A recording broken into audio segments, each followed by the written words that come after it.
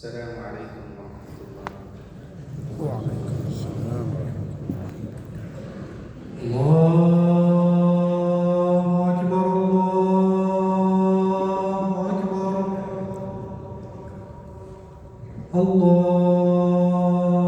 الله أكبر الله أكبر. أشهد أن لا إله إلا الله. أشهد أن لا إله إلا الله.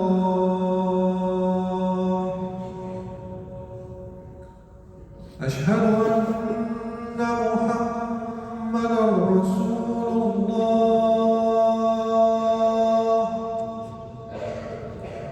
أشهد أن محمدا رسول الله.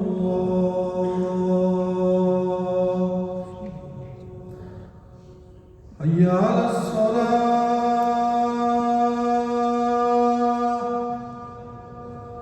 حي على الصلاة.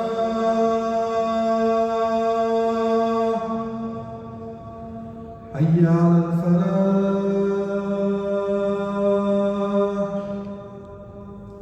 حي على الفلاح.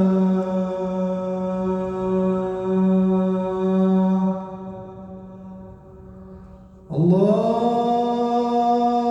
أكبر الله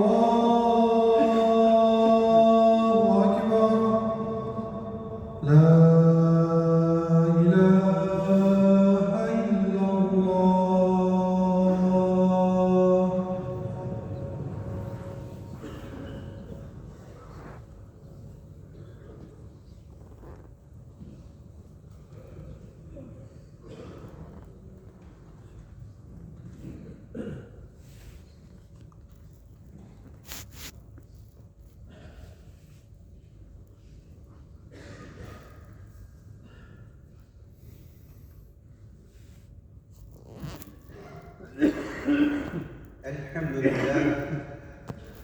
الحمد لله رب الأرض والسماوات، ملك قلوب الآباء رحمة بالبنين والبنات، ونشهد أن لا إله إلا الله، ونشهد أن سيدنا محمدا رسول الله صلى الله وسلم وبارك عليه وعلى آله وصحبه ومن والاه. أما بعد فأوصيكم عباد الله ونفسي بتقوى الله. قال جل في علاه: يا أيها الناس اتقوا ربكم الذي خلقكم من نفس واحدة وخلق منها زوجها وبث منهما رجالا كثيرا ونساء. عزیز دوستو اصحاب ایمان، آج ہم گرانہ نبوت کے بابرکت ماحول کی ایک روحانی جھلک دیکھیں گے، جہاں بیٹیوں پر شفقت والدین اپنے حسین ترین دور میں کڑی نظر آتی ہے، جہاں بیٹیوں کے ساتھ پیار و محبت کا برتاؤ رکھتی دنیا تک کے لیے قابل مثال بن جاتا ہے۔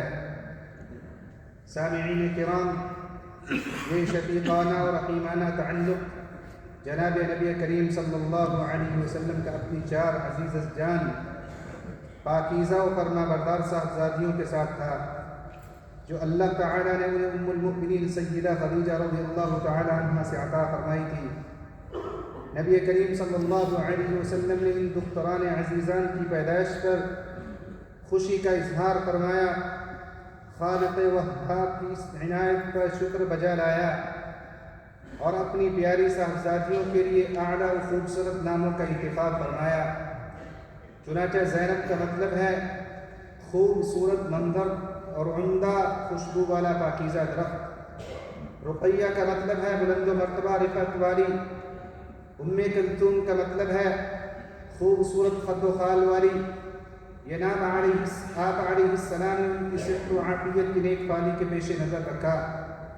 اور فاطمہ کا مطلب ہے تمام غیر پسندیدہ صفات سے دور رہنے والی۔ یہ نام آپ علیہ السلام نے ان کی نیک بختی اور ان کے گھرانہ آباد ہونے کی مبارک خوالی کے طور پہ رکھا۔ میرے بھائیوں، نبی کریم صلی اللہ علیہ وسلم اپنی بیٹیوں کے لیے انتہائی مہربان و مشفق والد تھے۔ آپ علیہ السلام ان کی تشریف آوری پر خوشی کا اظہار فرماتے، ان کا شاندار استقبال فرماتے، اور جیسے ہی آپ علیہ السلام دیکھتے کہ ان کی دختر رشیدہ سیدہ فاطمہ رضی اللہ تعالی عنہا آ رہی ہیں تو آپ علیہ السلام ان کے استقبال کے لیے کھڑے ہو جاتے اور ان الفاظ میں انہیں خوش آمدید کہتے، مرحبا ببنتی، خوش آمدید میری بیٹی۔ آپ علیہ السلام کی اس محبت نے یہ اثر چھوڑا کہ سیدہ فاطمہ رضی اللہ عنہا اپنے شفیق و مہربان والد کے اخلاق اور ان کے مبارک طریقہ کی اتباع و اقتداء کو اپنا اوڑھنا بچھونا بنا لیا۔ چنانچہ ام المؤمنین سیدہ عائشہ رضی اللہ تعالی عنہا فرماتی ہیں، ما رأيت أحدا كان أشبه حديثا وكلاما برسول الله صلى الله عليه وسلم من فاطمة، وكانت إذا دخلت عليه قام إليها فرحب بها وقبلها وأجلسها في مجلسه، وكان إذا دخل عليها قامت إليه فأخذت بيده فرحبت به وقبلته وأجلسته في مجلسها۔ ام المؤمنین عائشہ رضی اللہ تعالی عنہ کہتی ہیں کہ میں نے بات چیت میں فاطمہ رضی اللہ عنہ سے بڑھ کر رسول اللہ صلی اللہ علیہ وسلم کے مشابہ کسی کو نہیں دیکھا۔ وہ جب رسول اللہ صلی اللہ علیہ وسلم کے پاس آتی تو آپ علیہ السلام کھڑے ہو جاتے، ان کو خوش آمدید کہتے، ان کو بوسہ دیتے اور اپنی جگہ پر انہیں بٹھاتے، اور جب رسول اللہ صلی اللہ علیہ وسلم ان کے پاس تشریف لے جاتے تو آپ کے استقبال کے لیے کھڑی ہو جاتی، آپ کا ہاتھ تھام لیتی، آپ کو بوسہ دیتی اور اپنی جگہ پر انہیں بٹھاتی۔ میرے بھائیو، رسول اللہ صلی اللہ علیہ وسلم کی نور نظر سیدہ فاطمہ رضی اللہ عنہا کا ہر قول فعل، ہر طور و طریقہ اپنے پیارے والد حبیب مصطفیٰ جناب رسول اللہ صلی اللہ علیہ وسلم کے اقوال و افعال، عادات و اطوار مبارکہ سے مشابہت رکھتا تھا، اور بھلا کیسے مشابہت پیدا نہ ہوتی جبکہ وہ رسول اللہ صلی اللہ علیہ وسلم کی لفظ جگر ہیں۔ وہ خوش ہوتی تو نبی پاک صلی اللہ علیہ وسلم بھی خوش ہوتے، وہ غمگین ہوتی تو نبی پاک صلی اللہ علیہ وسلم بھی غمگین ہوتے۔ اور آپ علیہ السلام فرماتے، فاطمہ بضعۃ منی فمن اغضبها اغضبنی، فاطمہ میرے جگر کا ٹکڑا ہے، جس نے اسے ناراض کیا اس نے مجھے ناراض کیا۔ آپ علیہ السلام ان سے اپنے راز کی باتیں کرتے، اپنی محبت ان پر نچھاور فرماتے۔ تو میرے بھائیوں، ایک بیٹی کا ایسا ہی تعلق اپنے والدین کے ساتھ ہونا چاہیے تاکہ بیٹی ماں باپ کی آغوش کو اپنے لیے ایک محفوظ پناہ گاہ محسوس کرے، اپنے دکھ درد ان سے بیان کرے، اپنی پریشانی کا برملا ان کے سامنے اظہار کر سکے۔ خصوصاً اپنی ماں کے ساتھ یہ تعلق اور بھی زیادہ گہرا ہونا چاہیے، کیونکہ ماں بیٹی کے سب سے زیادہ قریب ہوتی ہے اور اس پر سب سے زیادہ شفیق و مہربان ہوتی ہے۔ اللہ کے بندو، نبی کریم صلی اللہ علیہ وسلم کی اپنی بیٹیوں کے ساتھ کمال محبت کا مظہر تھا کہ انہوں نے اپنی بعثت کے بعد اپنی بیٹیوں کے لیے برابری و کفو کا لحاظ رکھتے ہوئے دین داری و اخلاق کریمانہ کے حامل شوہروں کا انتخاب فرمایا۔ آپ علیہ السلام کا ارشاد ہے، اذا خطب الیکم من ترضون دینہ وخلقہ فزوجوہ الا تفعلوا تکن فتنۃ فی الارض وفساد عریض۔ جب تمہیں کوئی ایسا شخص شادی کا پیغام دے جس کی دین داری اور اخلاق سے تمہیں اطمینان ہو تو اس سے شادی کر دو، اگر ایسا نہیں کرو گے تو زمین میں فساد اور زمین میں فتنہ اور فساد عظیم برپا ہوگا۔ آپ علیہ السلام کی اس ارشاد گرامی میں ہمارے لیے درس ہے کہ بیٹیوں کی شادی میں آسانی پیدا کرنا بڑی فضیلت ہے اور بڑی فضیلت اور نیک نامی کی بات ہے، اور ان کو شادی سے روکے رکھنا بڑی خطاؤں میں سے ہے۔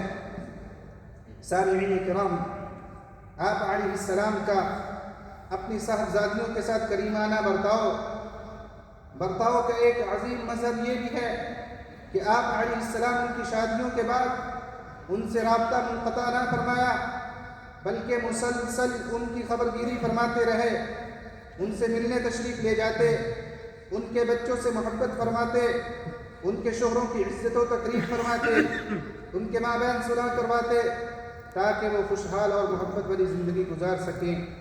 چنانچہ حدیث شریف میں آتا ہے جاء يوما بيت فاطمة فلم يجد عليا فقال أين ابن عمك؟ فقالت كان بيني وبينه شيء فغاضبني فخرج۔ ایک دن رسول اللہ صلی اللہ علیہ وسلم فاطمہ رضی اللہ عنہ کے گھر تشریف لائے، دیکھا کہ علی رضی اللہ عنہ گھر میں موجود نہیں ہے۔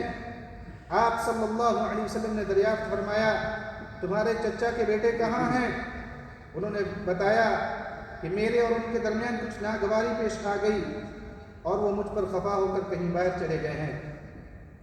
چنانچہ آپ علیہ السلام حضرت علی رضی اللہ عنہ کے پاس تشریف لے گئے، ان سے پیار محبت سے بات کی، ان کا دل صاف کیا، ان کی رنجش دور کی، انہیں واپس گھر لائے اور دونوں کے درمیان صلح کروائی۔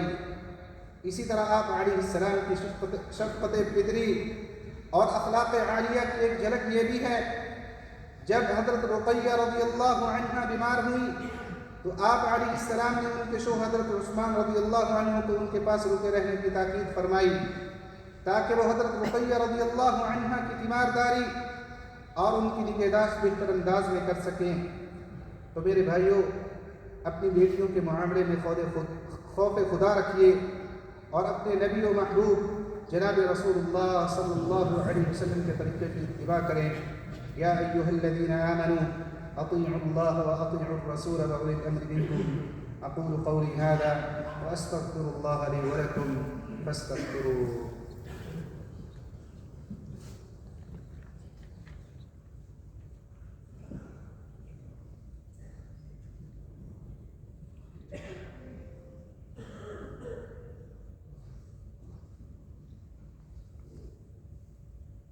الحمد لله الكريم الشكور يهب لمن يشاء إناثا ويهب لمن يشاء الذكور، والصلاة والسلام على نبيه الأمين وعلى آله وصحبه والتابعين، أما بعد۔ رسول اللہ صلی اللہ علیہ وسلم کی اقتداء کرنے والوں، زندگی کی رونق اور اس کی خوشیاں بیٹیوں سے ہیں، گھروں میں رحمت و شفقت کی بہاریں بیٹیوں سے ہیں۔ جناب نبی کریم صلی اللہ علیہ وسلم نے بیٹیوں کے ساتھ حسن سلوک کرنے اور ان کے امور کی انجام دہی کی ترغیب دی ہے۔ آپ علیہ السلام نے فرمایا من عال بنتین او ثلاث بنات حتی یبن ان یتزوجن او یموت عنہن کنت انا وہو فی الجنت ہکذا۔ جس نے 2 یا 3 بیٹیوں کی پرورش کی حتیٰ کہ وہ بالغ ہوگی، یعنی ان کی شادیاں ہوگی یا وہ خود فوت ہو گیا، تو میں اور وہ ان 2 انگلیوں کی طرح جنت میں ہوں گے۔ پھر آپ علیہ السلام نے شہادت اور درمیان والی انگلی کے ساتھ اشارہ فرمایا۔ تو میرے بھائیوں، اپنی بیٹیوں کی بہترین پرورش کیجیے، انہیں حیا و عصمت کا پیکر بنائیے، بقدر استطاعت ان کے لیے زیور و زیبائش، نعمت و آسائش کا بندوبست کیجیے، اور گاہے بگاہے انہیں ہدایہ و تحائف سے نوازتے رہیے، جیسا کہ آپ کے نبی جناب رسول اللہ صلی اللہ علیہ وسلم کا عمل مبارک تھا۔ وہ اپنی صاحبزادیوں کو ریشمی لباس پہناتے، انہیں سونے کے زیور سے آراستہ فرماتے۔ چنانچہ ایک مرتبہ جب آپ کے پاس سونے کی انگوٹھی لائی گئی تو آپ علیہ السلام نے وہ اپنی نواسی کو عطا فرما دی اور فرمایا تحلی بہذا یا بنیہ، اے بیٹی اسے تم پہن لو۔ یہ عمل آپ علیہ السلام کا بیٹیوں کی تکریم اور ان کی فطرت کے مطابق پرورش کرنے کے طور پر تھا، جو ان کے فطری ذوق کو شاداں و فرحاں رکھے اور ان کے نسوانی وقار کے شایان شان ہو۔ حضرات والدین، اپنی بیٹیوں کے بارے میں اللہ سے ڈریں، وہ آپ کی گردنوں میں امانت ہیں، آپ کے گھروں کی زینت ہیں اور دنیا و آخرت میں آپ کی آنکھوں کی ٹھنڈک ہیں۔ ان کی عزت و تکریم کریں، ان پر خرچ کریں، ان پر تنگی نہ کریں، اپنے مال اور محبت میں ان کے ساتھ بخل سے پیش نہ آئیں۔ خاص طور پر وہ بیٹی زیادہ توجہ اور شفقت کی مستحق ہے جو اپنے بھائیوں میں اکیلی ہو، کیونکہ وہ آپ کی محبت اور دیکھ بھال کی سب سے زیادہ محتاج ہے۔ جب آپ نے یہ کر لیا تو سمجھیے پھر آپ نے رب رحمان کا عظیم تحفہ یعنی اپنی بیٹیوں کے بارے میں اپنی ذمہ داری ادا کر لی، ایک اچھے انسان سازی میں اپنا حصہ ڈال لیا، وطن کی سربلندی کے شریک کار بن گئے، کیونکہ بیٹیاں نصف معاشرہ ہیں اور وہی مستقبل کی مائیں ہیں جو جوان مردوں کی تشکیل ساز ہیں اور اپنے وطن کی رفعت و ترقی میں اپنا کردار ادا کرنے والی ہیں۔